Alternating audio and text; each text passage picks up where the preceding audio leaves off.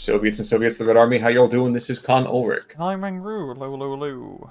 And folks, today we have another Cold War match, this time on Krupa, but with a different country. Rang, who is bringing what to the fray? Left hand side in blue, we have Xiru playing 84th Guard Strelocki with a flatline income, and on the right hand side we have Curbs playing 6th Airborne, also with a flatline income. You know, part of me is wondering to a certain extent exactly if these guys have been kind of checking in with each other first to figure out what they're bringing and want to make sure this is kind of even, because we've had the same kind of income disparity happening on Tuesday, which is a little bit uncommon here. But Storkovi over here against the 6th. How will the Red Devils do? It's a pretty good infantry focus map for 6th Airborne, as it's pretty choke pointy, close range. So getting those airborne powers into firefights isn't that much of a difficulty. And with the Tetrarchs and other light vehicles they bring, they can do some decent work. You know, it's kind of funny for half a second here. I heard the kind of the whispers of moving tanks in my headphones. I thought for a second, do I have the kettle on? Just because of the way that sounded. But nope, just got a couple of Tetrarchs, like you said, up to the north. The Little John can definitely kill pretty much anything he's going to see early on. Of course, he's definitely going to get killed by anything that shoots at him, though, too. Such is the joys of being a Tetrarch. Yeah, and be called Little John, too. As you can tell, he's quite large. But Shlokovi over here are going to be very active across the central line position, breaking across that flooded area, shall we call it. A couple of squads of guards and several support teams. Actually, I really like this setup. Yeah. Using him as a base fire support, even with Curbs. I mean, both sides using quite a bit of their machine gun teams for, defensive purposes. Though Curbs is going to be pushing with the MMG carrier to try to pick off some of those guards, as well as a sniper. Can't help but feel that MMG carrier is not going to do a whole lot. Oh, he's just there to tickle the other machine guns and maybe it'll stop firing. The answer is no. Also, by the way, I didn't see it. We have pack howitzers to the north. 75mm howitzers are starting to engage the northern approach here, and I think we're going to be poised for a push sooner rather than later. I think he does not too sure about the PTRSs, but other than that, actually, it could be quite a considerable shift. Yeah, whenever you do a push on this map, you really have to commit to it, because with how it's set up with all the bloody choke points, it can be pretty hard to break through the bridge, one of 3 bridges.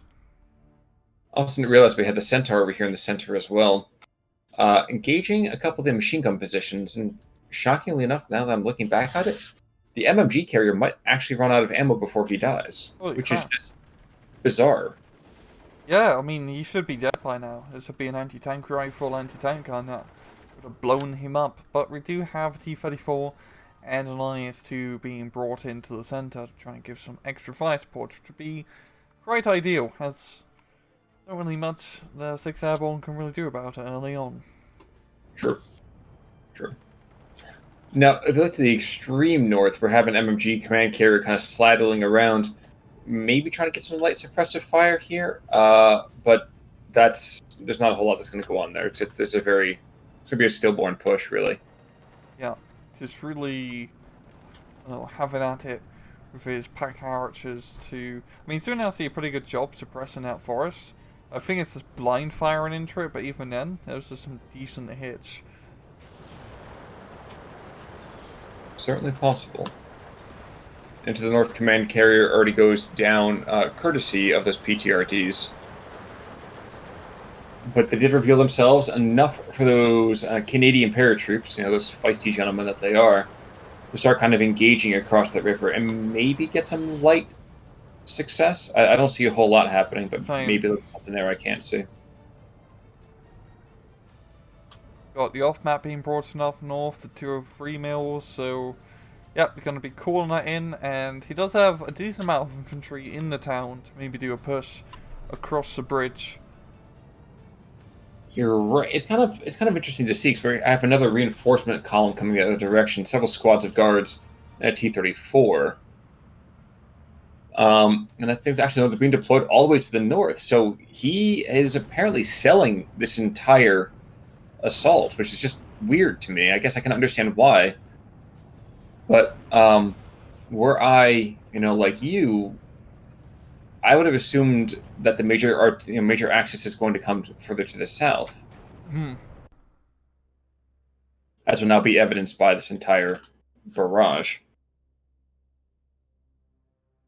And there we go. As soon as the barrage starts, 4 squads of guys step off. That's a beautifully timed push. We got. Oh, the Tempest is gonna get the yak. Yes, he does. Real, like, sleek kill here. I'm really quite surprised. The Centaurs are holding down his center decently well, keeping those machine guns and infantry support guns at bay for now. And yeah, I mean, it's going to be hard for Xiru to really push any more through the center with just guards. You really have to move up north and try to get across the bridge. Well, and not for nothing, too. Let's also acknowledge Tetrarch to the north. Transmission damage, like it. Wow, he gets a really quick fire. I kind of respect that. Yeah, so that 2-pounder gun is pretty damn fast. But, it's the Tetrarch that gets killed when he gets sneezed at. Sure.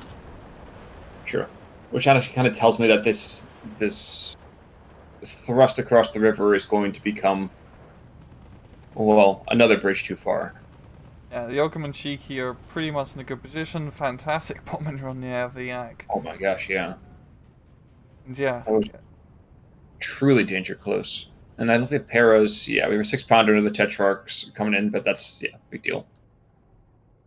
Really, with a push like that, it seemed maybe that second off-map artillery barrage went off and then he pushed over the bridge. Would have been good, but at the same time, especially with a deck like A4, which has that guard spam to hell and back, it can be pretty tough to, push him out of an infantry position with only infantry. He does have the off-map, but he can only do so much. True, and call it like it is, even the artillery can be a little bit lackluster from the 6th Airborne. They almost desperately need a lot more territory to be truly effective. Yeah, so using the Mosquito Napalm Bomber to actually pretty good effect, yeah. That can really cause a big blister in the Soviet infantry lines. But you come in a little bit too late. I mean, the assault's no longer going on anymore. So it's just really, some people are like, not really much. Typhoon? Ooh, nice. I barely had even noticed him. What would you think it would have happened had he just started laying smoke down on that intersection instead, to the southwest of the North Bridge? Using the 75 millimeters, would that have helped any, do you think? Because I feel like after his troops started getting pushed back, he got beat on even more by the guards that were behind and aggressing quite considerably. Yeah, it probably would have helped a little bit. And yeah, those pack archers, they do actually pack a bit of smoke, so even just using the smoke on the bridge once you do an exercise to get in close would definitely be a good idea. Sure. Yeah. Ox and Bucks coming in, and another supply chief to the north, which is good. He definitely needs to continue to have these 75 mil howitzers going consistently. Got some 82 mil mortars from Xiru. Yes, yeah, gonna be bringing them up north to try and keep back infantry. And like it usually happens with this map, it usually just comes down to a choke point hell where both sides are just smacking artillery left and right until someone manages to break through the stalemate. Well, I feel like that it's going to happen a lot quicker than you think over here in the center. The Centaur is down, or at least one of the Centaurs is down. And what we have to remain is we have this IS-2 that kind of dares all challengers to come, and support teams that mean that these guards are not going to get shifted anytime soon. Yeah. Like, with the IS-2, yeah, he can only really do so much. If he wants to make his center push happen, he really needs to do it a little bit up north across the bridge where he can actually get armored support onto the other side. True, and I think that's what you're talking about, the 82 mil mortars. There's one going really far up front. Maybe this was a misclick. Oh dear God, this is a misclick. Goodbye, Ostmatovich. You poor, poor man.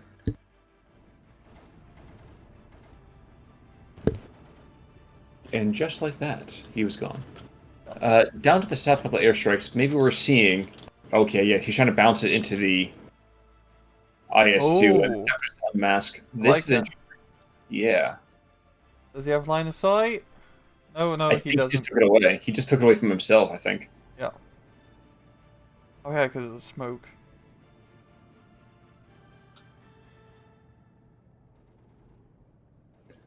But both guys taking a bit of a breather, collective breather. Xiru is definitely masked to counter any potential push. And with the mortars now engaging their opposite numbers across the other side, he's prepping for his own push, I think. I feel like Xiru is content just to kind of take it slow. Yeah, Asty managing to get a pretty good hit on the artillery off map, yeah, killing it with the mortars. So I think once again it's going to come down to both sides is massing a. I wonder if Xiru actually be the one to make a push up north, because by God, he's got the numbers to do that. And he's got the artillery too. He's got a 203 being brought on in. And as you can see with all his infantry, he has them set up in lines of defenses. There's like the first line of Yokomanchiki, second line of Stroki, guards I mean, and the third line of even more guards and anti-tank guns. Well, right now there's an attempt by the 6th Airborne to try to push and continue to maintain that northern bridge. I don't know that that's going to happen, though. No, I don't believe it's going to happen at all. No. It's not enough of a force. The Tetrarchs and a spattering of infantry will be satisfactory in its push. It's just so many numbers. It always comes down to a numbers game. But the Mozzie, proving his worth yet again. He's taken out that northern kind of force completely. He's not going to get out, though, I don't think. That Yak behind him has got more than enough speed to spare, I believe. Coming in fully intercept. Too fast. Too furious. And too dead now. True, true. And just like that, he's gone in 60 seconds. Or your airplane is free. Mm-hmm. And here we go. Yep, this is the indication that we're going to be seeing an infantry push going the other direction here.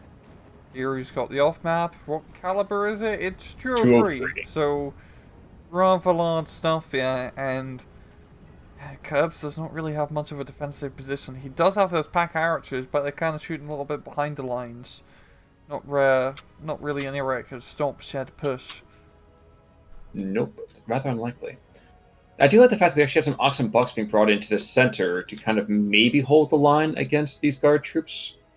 And for the moment, they are enough to take the territory just from where it is at the second.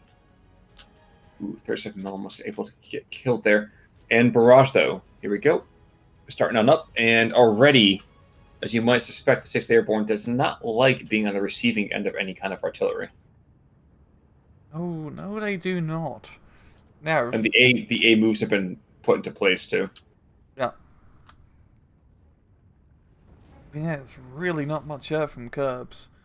I mean, those two Tetrarchs will go down pretty easily, and he's got the Canadian barracks put out all the way in the far northern area of the town. But there we go, he's got some Grenadiers vote being brought in for some rapid reinforcements. Will they get you in time? I'm sure the Voltigeurs will get there just in time to lose the territory. And I don't even mean to be pejorative with that, but there's not a whole lot you're going to be able to do when you have 4 or 5 squads at a time that are just absolutely laying down huge amounts of ground fire. Mm-hmm. Yeah, it's just a lot of guard DPs, and they got the DPs, they got the ATs, and they got the men. The off-mappies. Yeah, off-mappies, the anti-tankies. Just put E at the end of anything. or Iki in this particular case as well.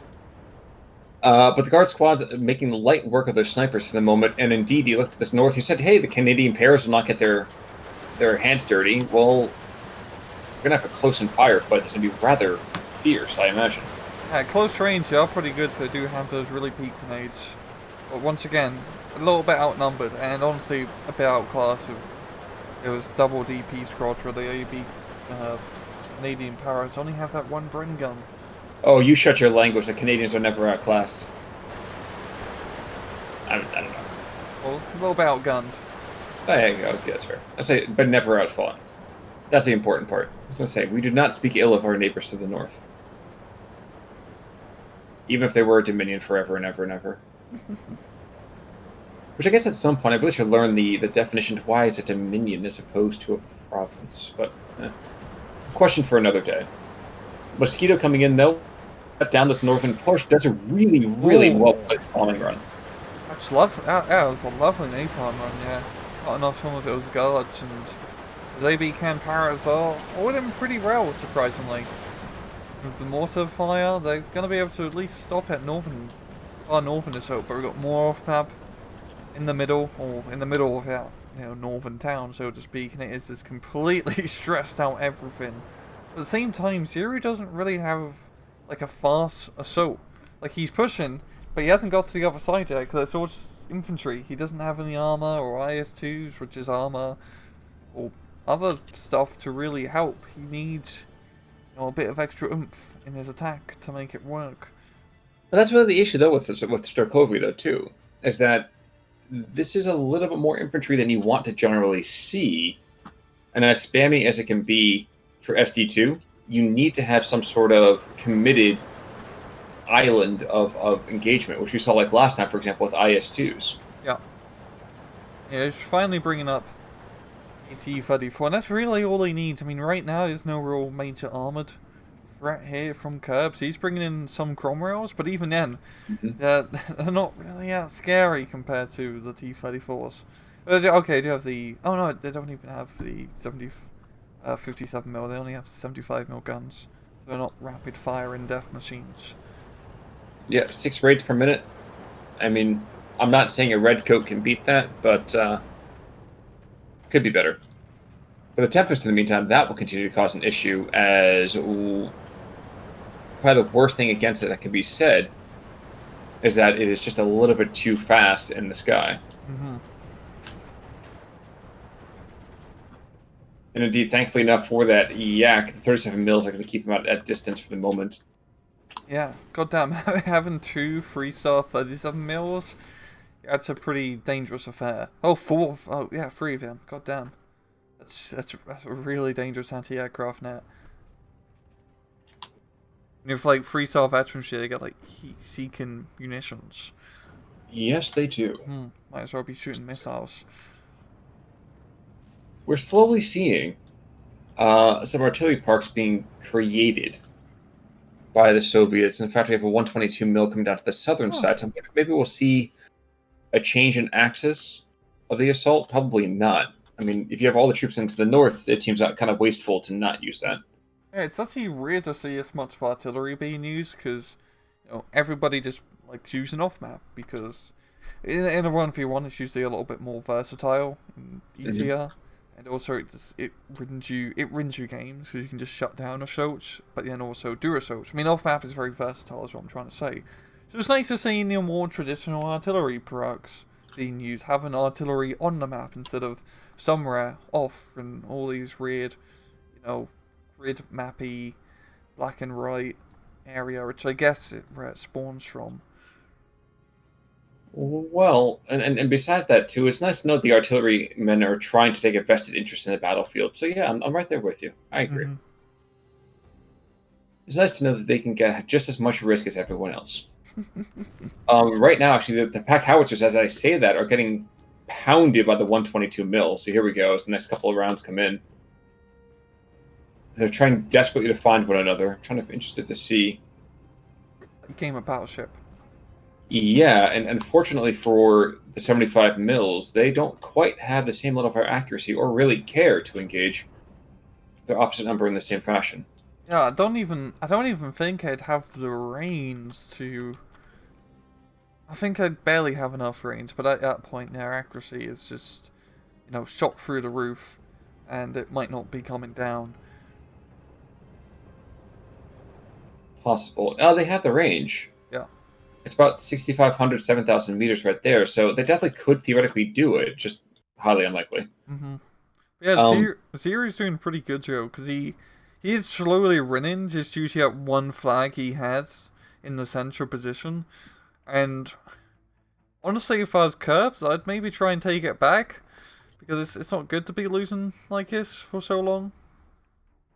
But the issue, though, is that all this Napiris and the Maxim right there, and you have the IS-2. So, I mean, good luck aggressing. Yeah, it's kind of a deadly firing line. And especially with like 6 airborne, you don't have the best long range support. Especially against an IS-2.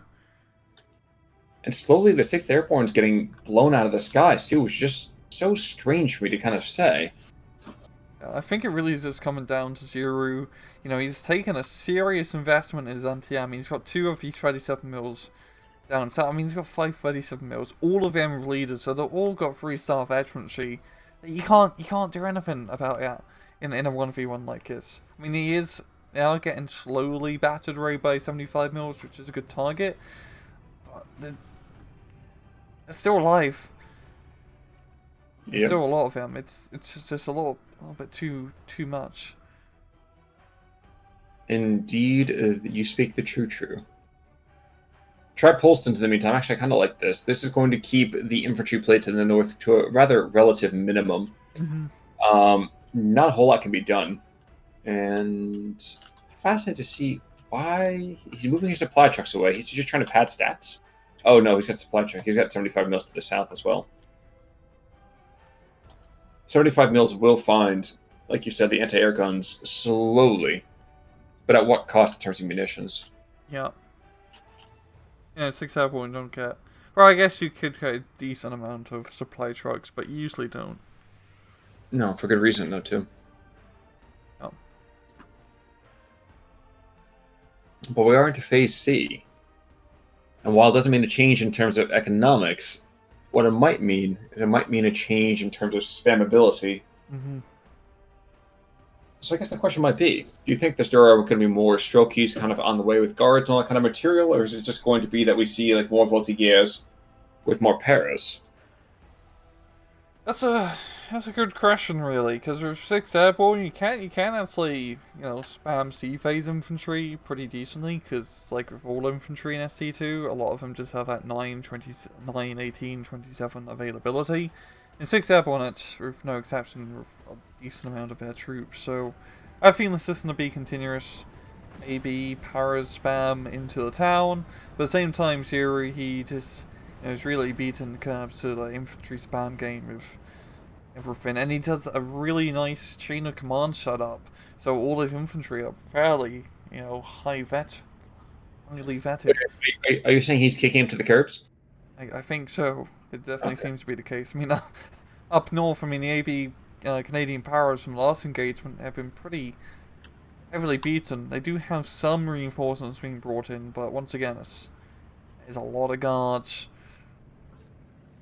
Oh, the guards being brought in are rather weakened varieties of what they once were, but there still are what's worth. So I think you're right. I think we're going to see a renewed engagement here.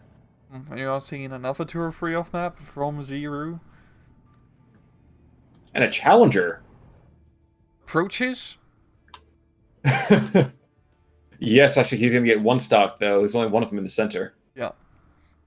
Yeah, it's an alright tank. It's definitely not gonna... I don't think it has a good chance of killing the IS-2, but Rivet Divisionet doesn't really have any other heavily armed tanks, quote-unquote. I mean, you gotta make do with what you got with the Challenger. True. I just want to talk to the guy who thought that was a good design. I mean, I knew they were pretty desperate and sticking 17-pounders and anything, but... I mean... Just look at the turret. It's a bit of like a stovepipey hat there, isn't it? Yeah, it is, It's very... I don't know, it looks like if I was a kid and I wanted to draw a tank, I'd just draw the Challenger. Big and boxy. I'm sure I drew that same tank about a couple weeks ago. Also, with these 45 mils being brought up to the front, and he's going to be firing at these Cromwells. He's already taken out 1 already. He's brought this Cromwell from a couple hundred meters, I think literally 200 or 300 meters. Going to absolutely masticate them whenever he finally gets a shot off. Oh, wow. Shockingly enough, not just yet. Ooh, the last barrage from that 203 is going to go down right now. And this Yak, yeah, he's not going to even... He might not even make it out. Tripolstance is awful deadly. And just like that, the Canadian Paras, like Kaiser Sose, are gone. That would be a good game, and pretty close in the kills once again.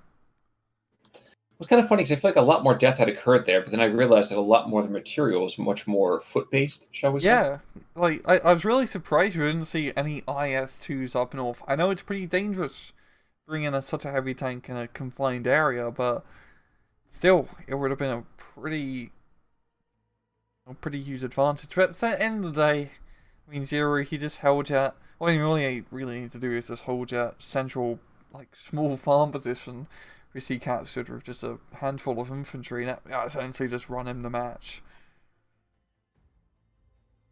Yes, but you know what? Sometimes it's going to happen. I guess to a certain extent, I kind of was hoping that the 6th Airborne was going to have a slightly better showing there. But hey, can't always get what we want here, and I guess the poor 6th is going to pay the price today, though. Yeah. All right. If you have nothing further, sir? Well, I have nothing really new. Well, folks, in that case, then that means that we're going to call it quits for today. Until next time, I'm Con Ulrich. I'm Rangaroo, take it easy.